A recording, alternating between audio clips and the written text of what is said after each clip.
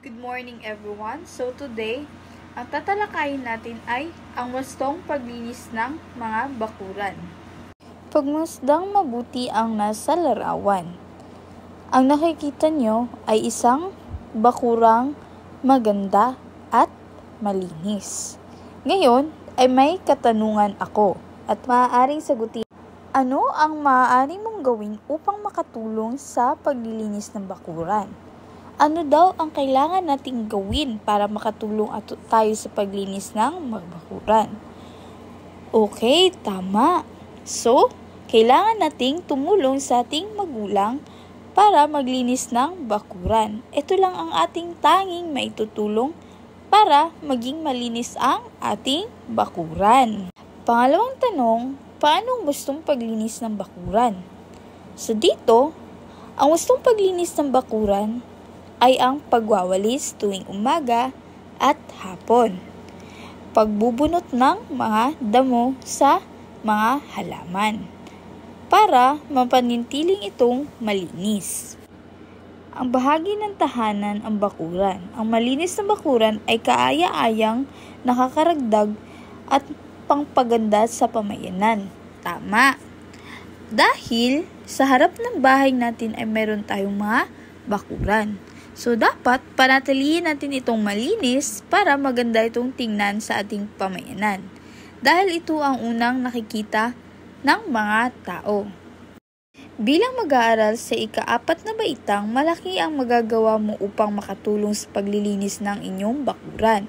Naririto ang mga malikhaing gawain upang makatulong sa paglilinis ng bakuran. Una na dito ay ang maglaan ng oras para sa paglinis ng bakuran bago papasok at pag-uwi mula sa paaralan. So dapat tuwing umaga, pag nagigising tayo ng maaga, unahin muna nating magwalis sa ating mga bakuran para malinis ito tingnan. At pag uwi naman natin sa hapon ay linisan na naman natin ito para mapanatili nating malinis ang ating bakuran. Pangalawa naman ay maaari ding gawin isang beses lang sa isang araw ang paglilinis ng bakuran. Tama! Dahil minsan ay kakonti lang din ang dumi sa ating bakuran. Kaya pwede lang sa isang araw, isang beses lang pwede maglinis sa bakuran. Nakadepende na rin din yan sa atin. Pangatlo, maaaring gawin sa umaga o sa hapon. Depende kung anong oras maluwag ang schedule sa paaralan. Pwede nating ibahin ang oras sa paglilinis sa ating bakuran. Pwede tayong maglinis sa umaga kung gusto natin. Pwede naman sa hapon kung gusto natin. Kung gusto natin sa isang araw ay isang beses lang tayo maglinis sa ating bakuran. Pero, pwede rin naman sa umaga at hapon tayo maglinis. Nakadepende sa atin.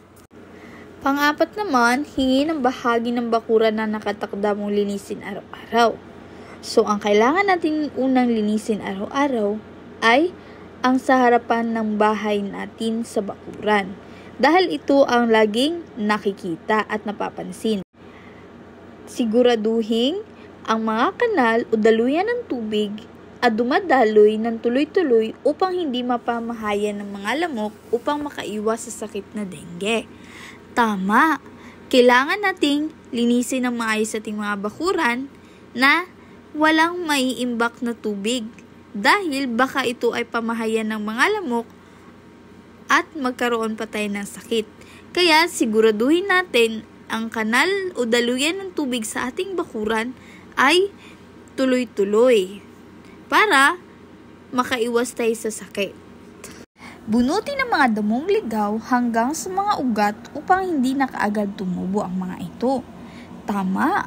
Kailangan natin itong bunutin pag may nakita tayong mga ligaw na damo sa ating bakuran dahil nakakadala lang ito ng hindi kagandahan at isama natin ito sa compost ang mga binunot na damo para mabaon sa lupa at maging matpataba pa at makatulong rin sila.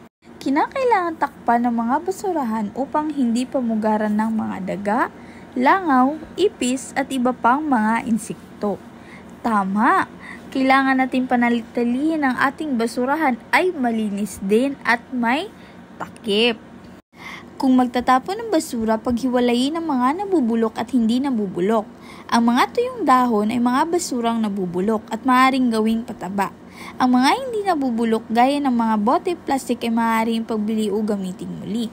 Tama, tulad ng dahon, ito ay nabubulok. Kaya pwede natin itong gawing pataba sa ating mga halaman. At ang hindi naman nabubulok tulad ng mga bote, plastic, ay pwede natin itong gawing recycle upang pangpaganda, upang padagdag ganda sa ating mga bakuran. Linisin ang bahagi ng bakuran na nakatakdang linisin araw-araw. Tama! Linisin natin ang bahagi sa ating bakuran na kailangan nating linisin araw-araw. Dahil merong bahagi sa ating bakuran na hindi dapat pwedeng hindi malinisan sa isang araw. Gupitan din ang mga halaman kung kailangan upang gumanda at ang hugis at haba ng sanga at maging malusog ang halaman.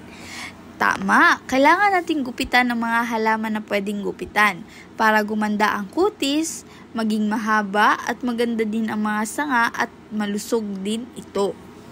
Narito ang ilang paraan sa paglinis ng bakuran. Unang-una ay ugaliin ang paglinis sa loob ng at labas ng bakuran. Tapat mo, linis mo. Pangalawa, diligan ang mga halamang araw-araw paminsan-paminsan, lagyan ito ng patabang organiko at bungkalin ang mga lupa sa paligid ng halaman. Yan ang tamang paglinis ng bakuran.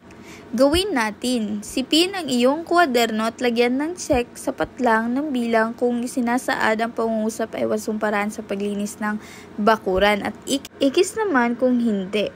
Ngayon naman, dahil naintindihan nyo na ang ating leksyon ngayong araw, meron akong ibibigay na gawain at ipapasa ito sa susunod na ating pagkikita.